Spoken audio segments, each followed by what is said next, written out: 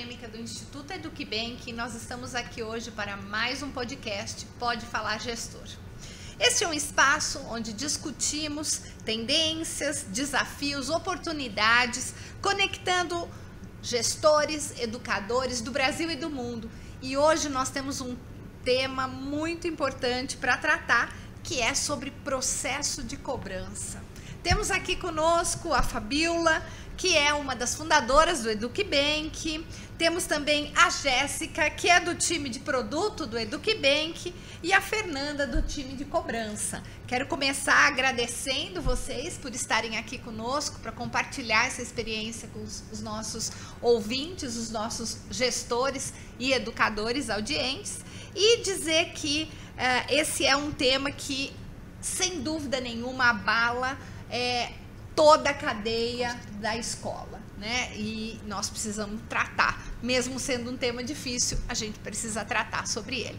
Então, quero desejar boas-vindas a vocês e agradecer pela participação. Obrigada a você, Lara. Obrigada, Lara. Ótimo estar aqui. Que bom. Gente, primeiro é importante a gente entender, quando se trata desse tema, quais são os principais desafios que as escolas enfrentam quando a gente fala de um tema tão sensível como cobrança de mensalidade. Fabiola, conta pra gente como é que é, na sua experiência, como é que você trata esse tema e como é que você vê isso? Claro, o que a gente fala muito, que eu acho que é o desafio até anterior, né? A escola, ela precisa entender que ela é uma empresa, né? Que ela é uma empresa, que ela precisa estar bem funcionando para conseguir cumprir o propósito dela, que é educar, que é dar educação, né, para os alunos que ali estão matriculados.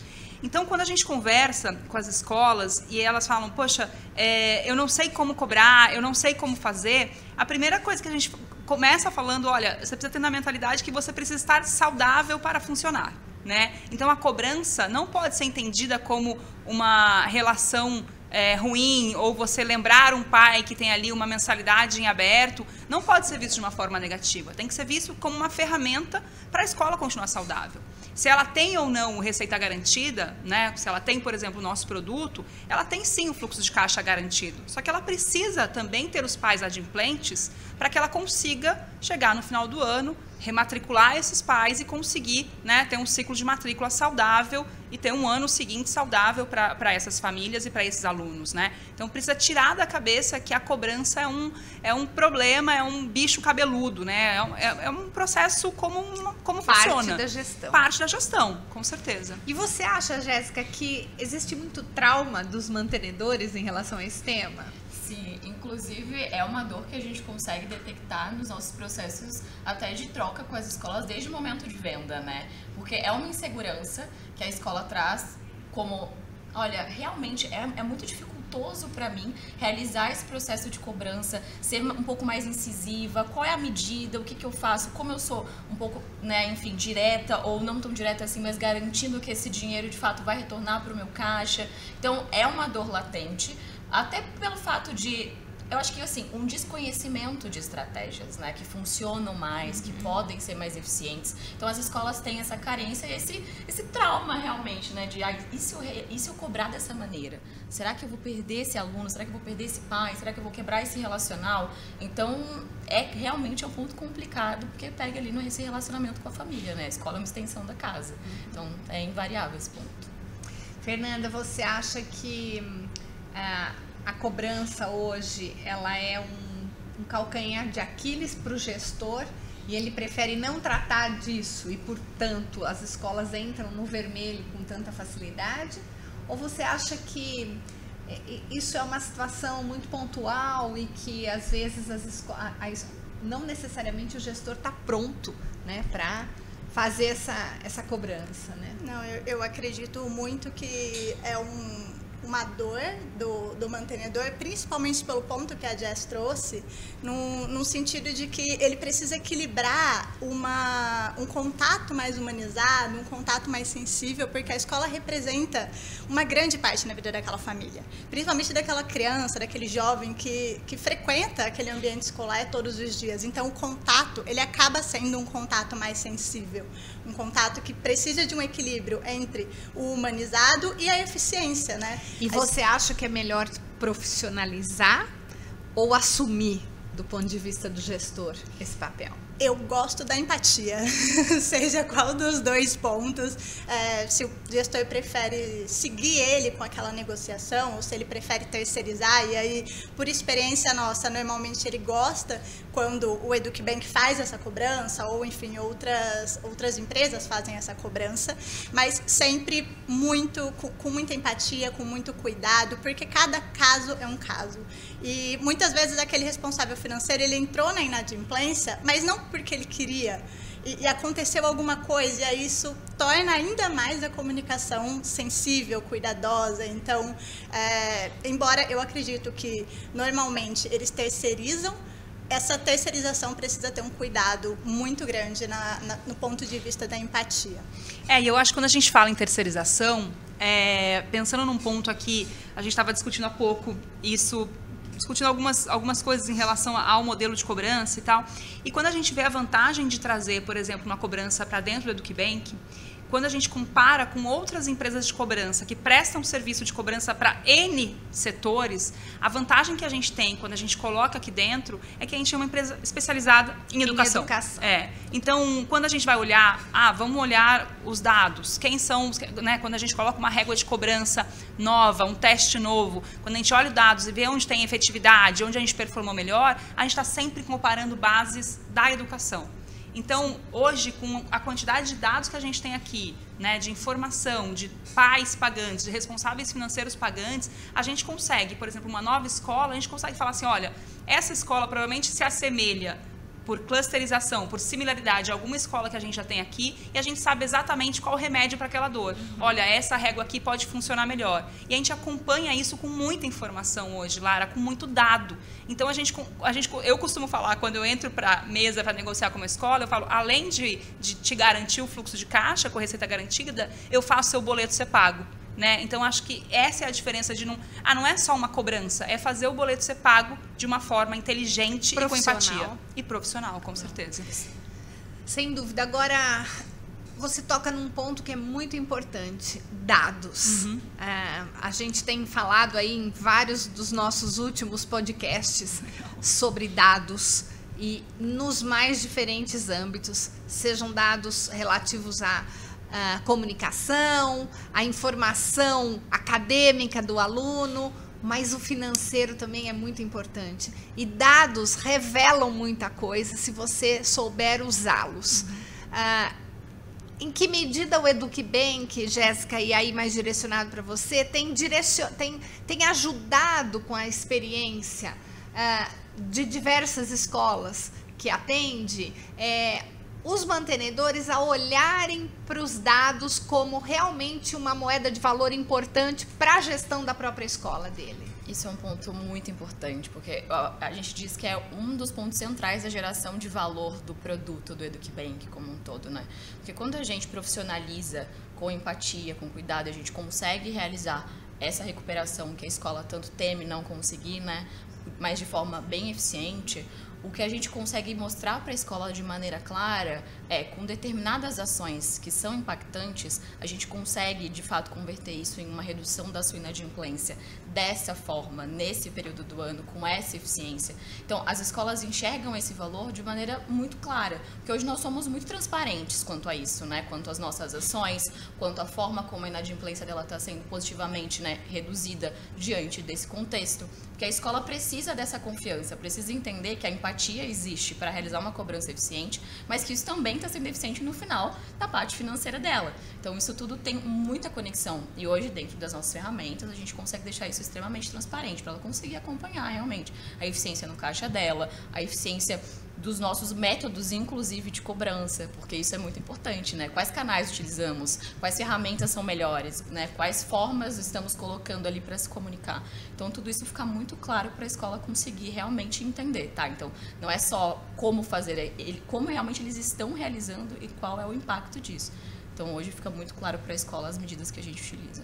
E não só a cobrança, né? Extrapolando um pouco para a rematrícula, né? Porque eu acho que, além da eficiência do caixa naquele ano, com a quantidade de dados que o time da FEI, o time de produto geram, a escola consegue ter um olhar de falar o que vai ser mais eficiente para a minha rematrícula e assim conseguir ter as famílias que são mais próximas ali, com condições para rematricular, as famílias que precisam de repente um apoio, um acordo, com condições para realizar, cumprir aquele acordo, né? E sim rematricular, abrir para novos alunos. Então, com essa inteligência toda, a saúde financeira da escola realmente funciona, né?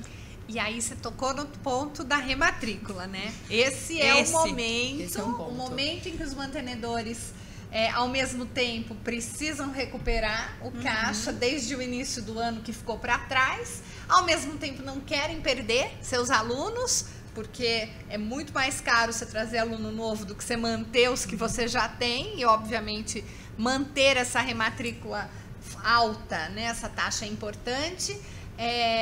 É uma contradição e uma dificuldade. E aí? É uma dificuldade. Eu puxo o ponto da Jess de números e de estratégia financeira. É muito importante o mantenedor ele entender o custo daquela sala de aula, o custo daquela escola, para ele saber qual é a margem de negociação que ele tem. Seja uma margem de desconto, seja uma margem de negociação de parcelamento. Normalmente, a gente, trabalhando ali na cobrança, a gente vê que o parcelamento é muito mais solicitado do que até um desconto financeiro. Então, ele entender até que ponto aquela gestão financeira dele concilia um parcelamento para reverter essa dívida e ele conseguir matricular aquele aluno sem perder o aluno para o ano seguinte. E eu imagino que essa seja a dor de barriga do mantenedor, né? Sim. Nesse momento. E como é que o EducBank dá esse suporte? Os gráficos de produtos, o pessoal de produto tem colocado bastante informação de índices dentro da plataforma para que o gestor consiga acompanhar diariamente, a todo momento, aqueles números para conseguir reverter, junto com a gente aqui em cobrança, essa inadimplência para conseguir rematricular esse aluno no final do ano. E trazendo um gancho, né, dentro da visibilidade que a gente concede para a escola, esse é o momento que ela precisa ser muito eficiente, né? E saber exatamente em qual grupo focal ela vai olhar primeiro na rematrícula, né? Eu vou fazer uma estratégia de cobrança ou eu vou iniciar daqueles que eu já tenho a segurança de que já estão adimplentes? Qual é o meu grupo ideal? Aliás, quem são esses alunos? Quem são esses responsáveis financeiros? Porque se ele conseguir ter uma visão clara, um filtro óbvio, um valor total e saber quais condições são fáceis para que ele consiga recuperar aquilo de maneira muito mais prática, a vida dele fica muito mais simples. Porque durante a rematrícula tudo acontece, né? Pai chegando lá, assinatura de contrato, tudo ao mesmo tempo. Ele precisa saber em quem focar, como separar, e esse é o momento onde ele precisa estruturar a estratégia que ele vai adotar. Então, a gente também consegue ser um parceiro dele nesse sentido, gerando esse tipo de informação clara para ele. Porque com filtros rápidos, uma planilha clara, ele consegue realmente visualizar na plataforma de uma maneira muito simplificada. De novo, dados. Dados mais uma vez. Evidência. Exatamente. Fabi, desde o início do EducBank, a gente foi caminhando aí por vários trajetos até chegar no que a gente tem hoje de modelo de atendimento às escolas, né? Nesses anos todos, essas mudanças e esses ajustes de correção de rota que foram feitos no próprio produto do EducBank, ele obviamente tem a ver com a experiência de todas as escolas pelas quais a gente já atendeu e a gente conseguiu dar esse suporte.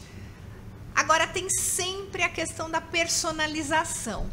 Como é que você percebe que é necessário para lidar com as famílias? Porque eu acho que o grande medo do gestor é essa questão do padrão, né? E ele, em geral, ele tem ali, ele sabe quem é a família, ele vai na padaria comprar o pão de manhã, ele encontra o pai, Com certeza. né? Nós aqui não sabemos, porque são várias escolas, mas como é que isso para o EducBank, que é tão caro, né? A personalização é uma coisa que a gente valoriza muito desde o início. Como é que a gente foi lidando e como é que o gestor, nesse momento, pode aprender com as experiências todas e, ao mesmo tempo, se tranquilizar com o que se entrega? Acho que a gente tem dois movimentos, Lara, e a pergunta é muito boa. Assim. Primeiro, a gente tem um trabalho muito grande de entendimento desse responsável financeiro.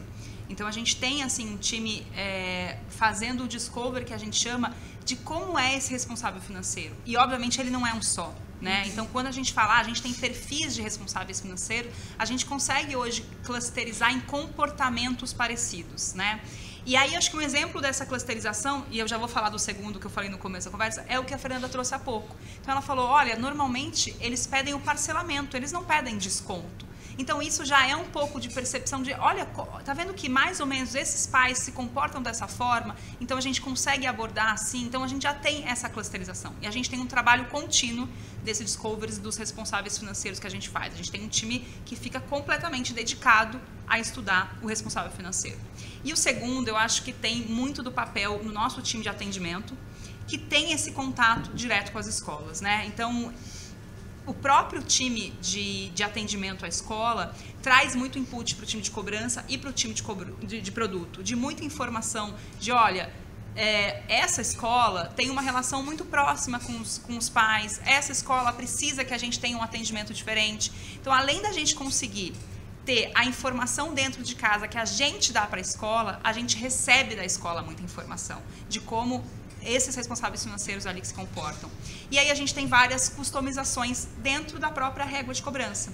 A gente consegue, se uma escola padrão chegar e falar pra gente, olha, eu quero que vocês mantenham a régua de cobrança como vocês conhecem, a gente tem um jeito, e a gente tem um jeito de construir essa régua de cobrança ou toda essa estrutura de cobrança junto com a escola. Então, tem possibilidade de customização também. E a escola entra nessa atuação da cobrança também, ou depende da escola? Depende da escola, né? Acho que a Fê vai conseguir falar melhor.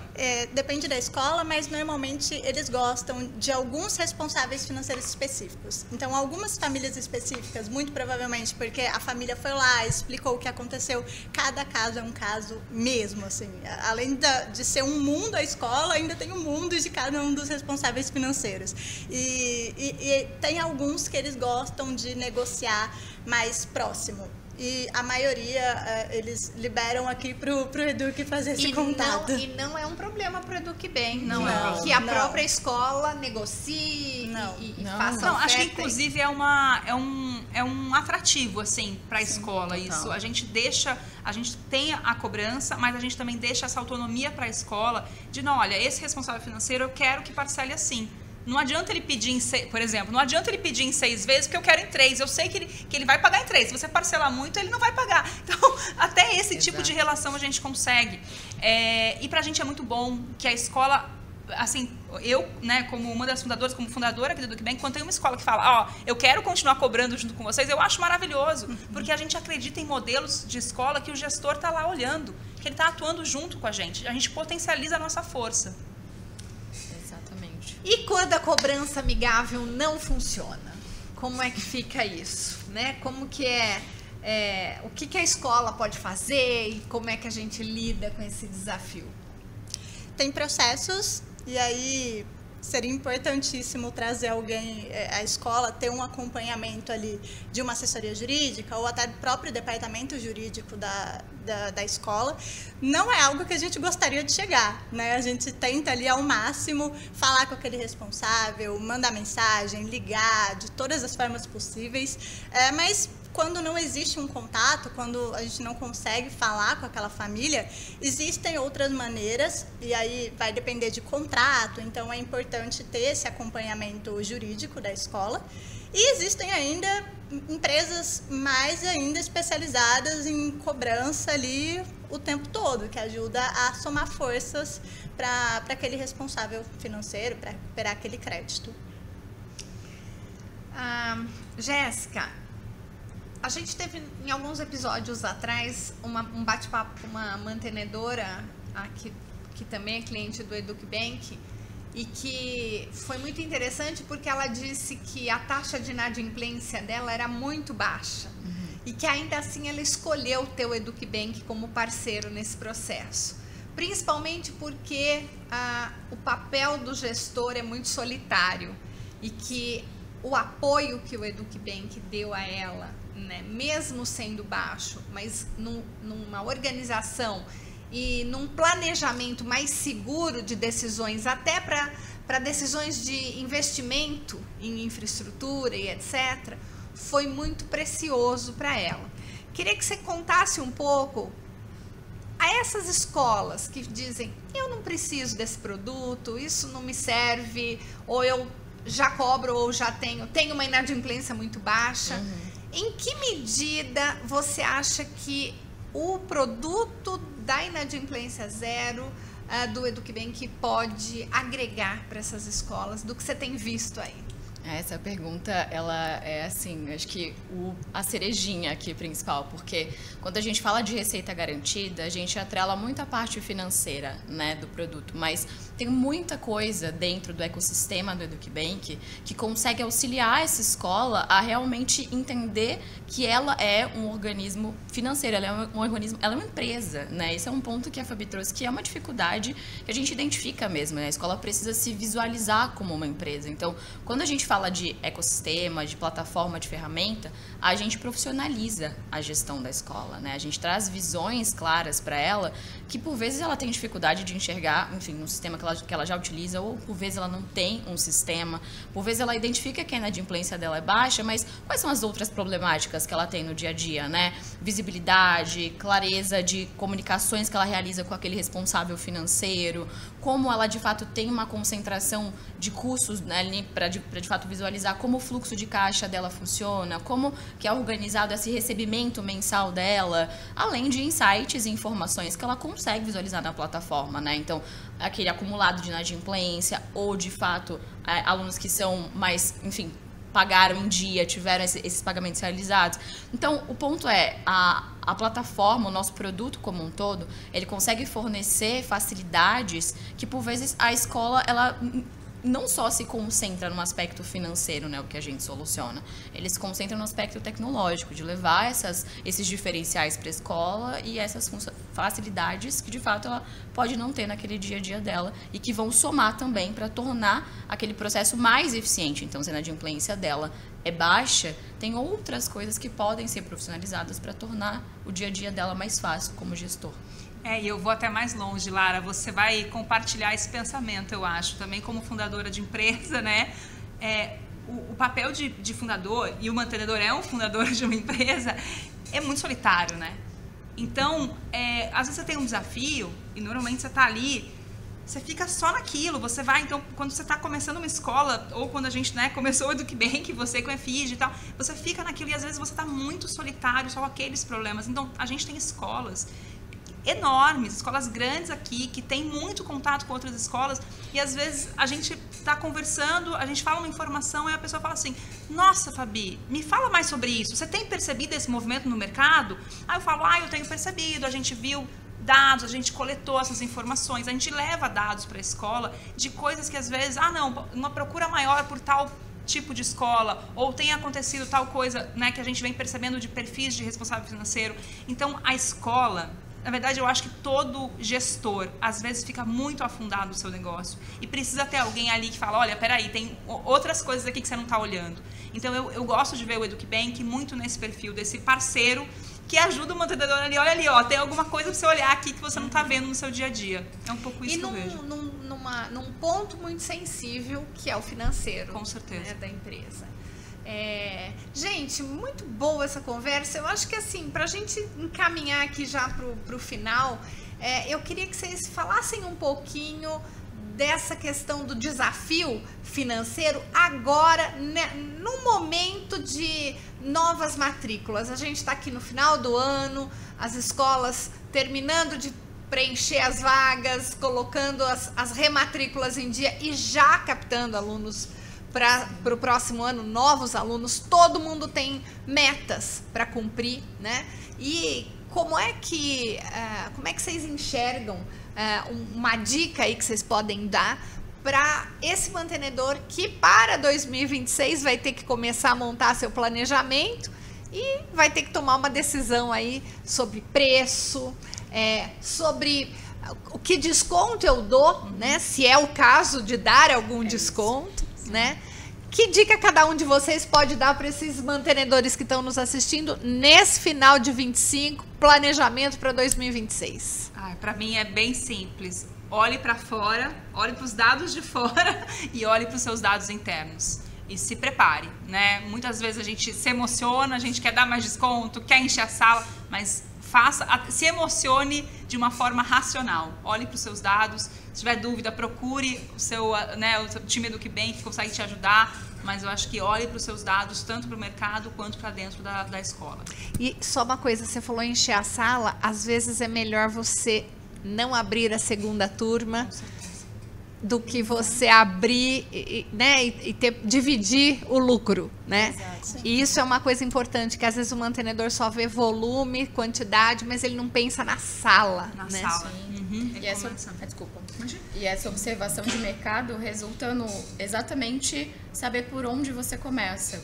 Qual é o processo qual é o momento mais eficiente aqui? Onde eu foco com mais eficiência? Nos alunos que eu realmente preciso recuperar primeiro, nos alunos que já estão adimplentes, é aquilo que eu mencionei anteriormente. Isso torna esse momento de matrícula bem direcionado, porque você consegue observar como o mercado está se comportando e dentro do seu contexto, tá, então se eu focar melhor, né, nesse primeiro momento, em garantir que os meus alunos adimplentes, né, eu consigo de fato garanti-los para o próximo ano, quantas turmas eu realmente posso abrir, quanto de fato isso vai ser eficiente para mim, como esse movimento aqui na minha cidade, como está acontecendo, aí ela de fato consegue também entender como progredir, né, dentro dessas turmas que ela já tem, como ela realmente atua na cobrança desses alunos que estão, de fato, inadimplentes. Então, acho que é entender o início, como você começa, qual é o seu ponto de partida e realmente traçar a partir disso, né? E, óbvio, analisando os dados que a gente consegue oferecer, fica muito mais simples para que a escola consiga, né, traçar ali o direcional dela também. Eu insisto muito em dados também, principalmente porque o gestor, ele precisa ter dois viés, né? Ele precisa ter o viés financeiro e ele precisa ter o viés pedagógico. Então, ele vai pensar em coisas pedagógicas para chamar atenção, para o pessoal se interessar, para ter um diferencial na escola, mas o financeiro, ele é extremamente importante, assim como captar pessoas num viés pedagógico é importante para a escola, o custo dela e conseguir achar aquela margem que ela consegue cumprir aqueles gastos, aquelas despesas dela é extremamente importante. Então, gestão financeira e pedagógico para incentivar aí os alunos a pelo menos ficarem a fazerem a rematrícula, né, para o ano seguinte. Acho que pesos iguais, né? Pesos iguais. Financeiro e pedagógico. Até financeiro, talvez, viu? Eu acho que eu tenderia até para financeiro. Por que será, né? Gente, muito boa conversa. Quero agradecer, Fabi, Jéssica, Fernanda. Obrigada a Um você. papo muito Obrigada, importante para os mantenedores, para o pessoal que nos assiste, que nos segue no Spotify, no YouTube e até na plataforma Educador 21. Quero agradecer também a sua participação, dizer que todos os meses a gente tem um novo tema e nós estamos recheados de temas maravilhosos nos episódios anteriores. Então, clica aí, siga-nos e dá uma olhadinha nos temas que já foram tratados antes. Eu tenho certeza que tem muita coisa boa que você vai gostar de ver. Muito obrigada a todas vocês e obrigado a todos que estão nos assistindo.